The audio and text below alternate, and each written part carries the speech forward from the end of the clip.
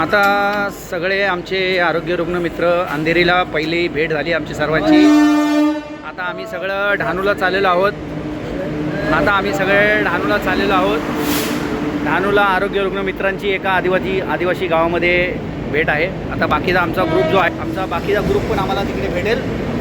अर्धे आता दादरवर येतात आहे आणि अर्धे पुढे भेटतील आणि मग बाकीचा विषय आपण पुढे मांडू। जय श्रीराम। जय श्रीराम। आता सगळे एस टीमध्ये बसलेले आहेत, कारण ट्रेन बंद असल्यामुळे पालघर ते डहाणू प्रवास आमचा बसमध्ये होणार आहे।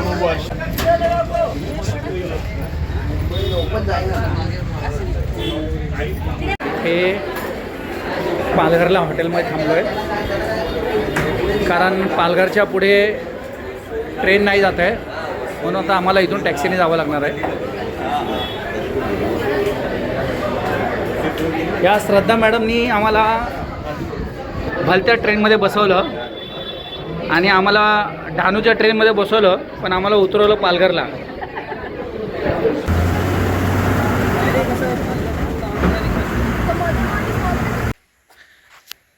आमचा पहिला प्रवास झाला ट्रेननी, नंतर झालं एस टीनी, आता रिक्षानी आम्ही चाललो आहे। परत आता एक रिक्षा पडली आहे, आता चाललो आहे परत दुसऱ्या गावामध्ये। पाठीमागून आता दुसरी रिक्षा पण आमची एक येणार आहे। मस्त नदीला असा ओढा आहे। आमच्या सर्व रिक्षा पुढे गेलेल्या आहेत आणि आता आम्ही ह्या रिक्षानी प्रवास करणार आहे पुढे। ही आमची दुसरी रिक्षा आली, अजून रिक्षा आली, त्यातून मस्त चाललो आहे आम्ही। त्या रिक्षाने प्रवास करतोय।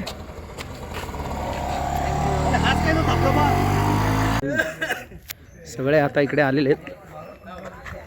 आता समचे सगळे आमचे आरोग्य रुग्ण मित्र इकडे आलेले आहेत रेकॉर्डिंगमध्ये सगळं।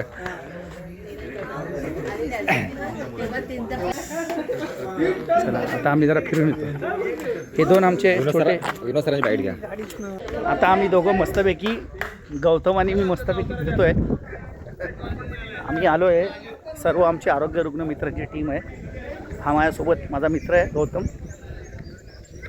आमचा प्रवास मुंबई टू डहाणूपर्यंत आदिवासी पाड्यामध्ये एका झाला। फार त्रास झाला आम्हाला, पण ठीक आहे। हे घर आहे त्याचं आणि त्याचा पूर्ण परिसर आहे। आता इथून आम्ही पुढे नंतर भात लावणीला वगैरे जाणार आहे, भात पेरणी वगैरे काय असतं ते करणार आहे।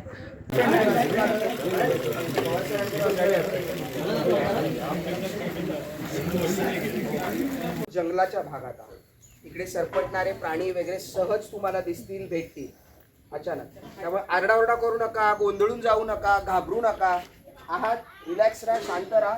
तो येईल त्याचा तो निघून जाईल, तुम्ही त्याला त्रास देऊ नका, तो तुम्हाला त्रास देणार आहे।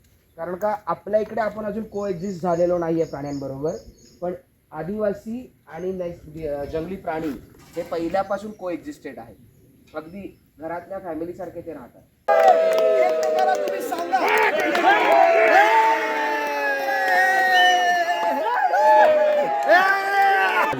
विनायक कोंड्या गोरवाला, पूर्ण नाव, गावचं नाव गोरवाडी जामसे। आता तुम्ही काय दाखवणार सगळ्यांना? डहाणू डिस्ट्रिक्ट ठाणे। आता तुम्ही काय दाखवणार? आता मी काय शेतीचे प्रात्यक्षिक दाखवणार, माझी शेती दाखवणार तुम्हाला, मी शेतीत काय काय लागवड केली आहे ते दाखवणार तुम्हाला, थोडीशी माहिती देणार तुम्हाला, जी थोडीशी हवी असेल ती साधारणतः त्या प्रमाण म्हणजे शेतीची। गाव खूप छान आहे, जुनं घर आहे परंपरागत, त्याची थोडीशी माहिती देणार तुम्हाला। Okay okay, thank you. हे काका शेतीमध्ये काय काय दाखवायला घेऊन चाललेत सगळ्यांना?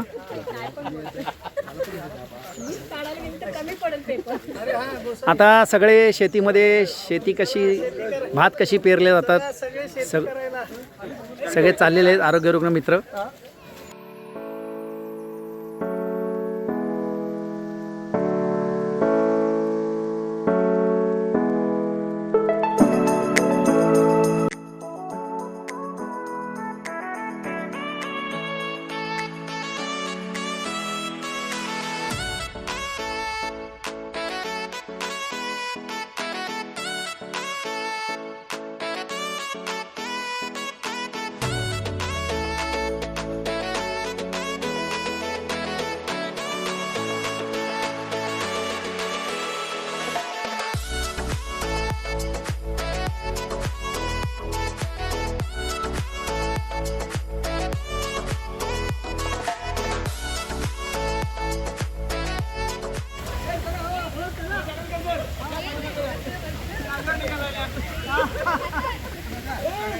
कशाला उडत आहे पाणी?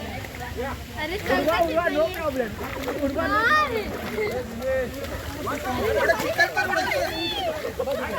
मस्तपैकी सगळेजण चिखलामधून भात पेरणीसाठी चाललेले आहेत. एक एक काढायचे एक एक. सर्व आरोग्य रुग्ण मित्र फोटो काढतोय फोटो सगळे.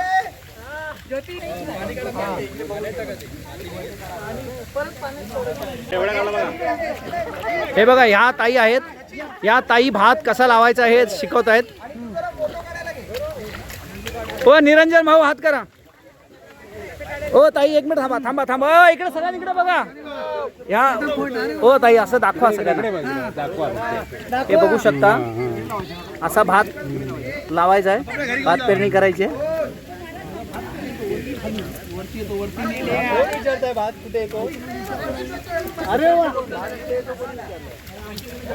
सगळे भात पेरणीसाठी मग्न झालेले आहेत. अरे सर तुमचं लक्ष आहे. काढा काढा लावा तुम्ही भात लावा सर. लावा लावा. फोटो काढ फोटो. अरे फोटो नाही व्हिडिओ देणार सर. अरे ते परत येत नाही ना. काढा तुम्ही भात लावा. अरे मी लावलं परत.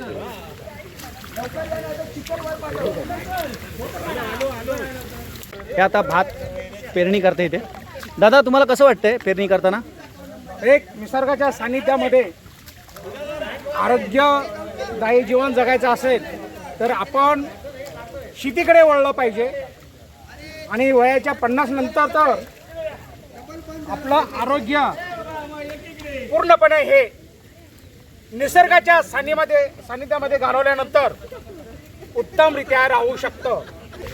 ही जी शेती आहे ही संपूर्ण शेती या काकांची आहे. हे काका आम्हाला इकडे घेऊन आले आणि निरंजन भाऊ आम्हाला इकडे घेऊन आले आणि अतिशय सुंदर असं निसर्ग दाखवला. आणि ही भात शेती अजून पुढे आता झऱ्यावरती जाणार आहे. नंतर आम्ही सर्वजण खेकडे पकडणार आहोत. नंतर चुलीवरचं जेवण जेवणार आहोत. अजून बरेच कार्यक्रम आहेत. तर काका तुम्हाला भेटून खूप आनंद वाटला. खूप छान वाटलं.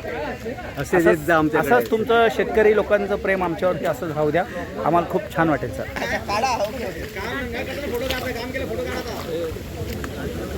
जास्त जेवण भेटलं पाहिजे. त्या गिरकरांना पण त्या हातात काहीतरी.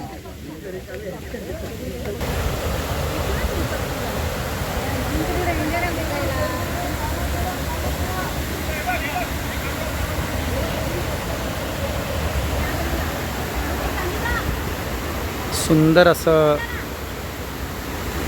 एकदम छान असं सीताफळाचं झाड आहे.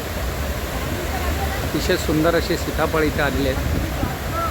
इतकं सुंदर वाटतंय ना. खूप छान वाटतं. खूप छान वाटतं.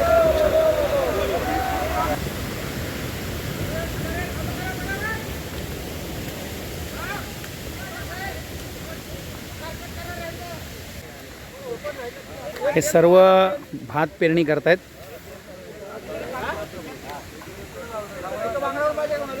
अरे सर्वांनी इकडे बघा.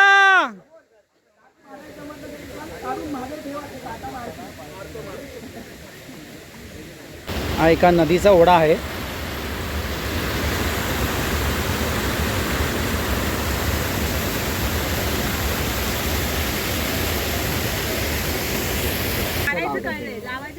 आता ते लावायचं सांगते बाबा. काही लोकांना इकडून लावायला करायला घ्या तसं. लावणी चला घ्या. लावणी बोलायला लागेल मग.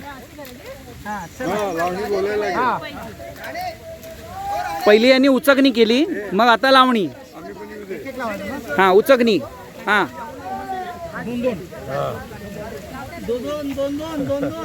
मजा येतो. आज चला लावा लावा.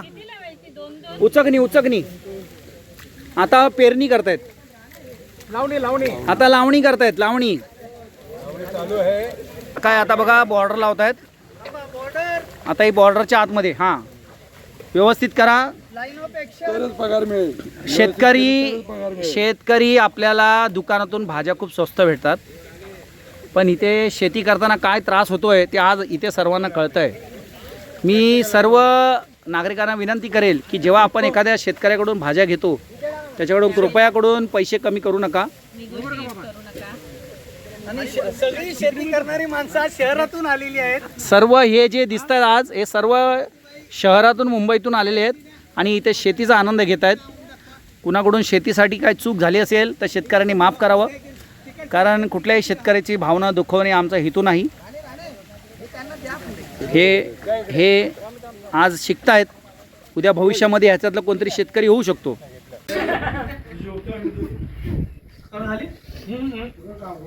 सगळे आता जेवायला बसलेले आहेत. अतिशय सुंदर असं घरगुती जेवण. विनोद सर, जेवण कसं वाटतंय? एकदम सुंदर, छान, चविष्ट. वाढणाराही सुंदर छान मोठ्या मनाने वाढतोय. सुतार सर, पोट भरून जेवा.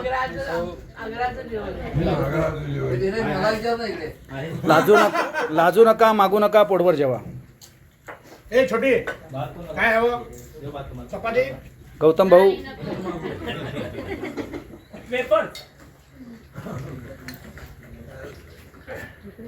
मावशी इकडे बघा. स्वयंपाक तुम्ही केला का? स्वयंपाक कोणी केला? तुम्ही केला? हां, यांच्यासाठी टाळ्या वाजवा एकदा. जेवल्यानंतर शिरदोर कारण सत्यासाठी जागणाऱ्या जीवाला नेहमीच निराशेचा भोर. म्हणूनच इथे वेडे असण्याचे भरपूर असतात फायदे. बरं का? म्हणूनच इथे वेडे असण्याचे भरपूर असतात फायदे. कारण इथे शहाण्यांसाठीच असतात काटेकोर कायदे. शहाण्यांसाठीच असतात.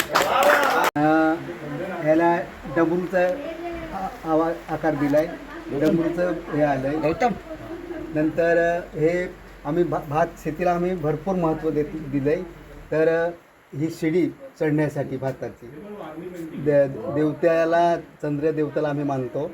हे आहे घांगली म्हणतात. हे वाद्य असतं आमच्या ह्याच्यातलं समाजातलं. प्रतीक आपल्याकडनं आपण त्यांच्यासाठी खास बनवले. याला टारपा म्हणतात. काही या सगळे 100%.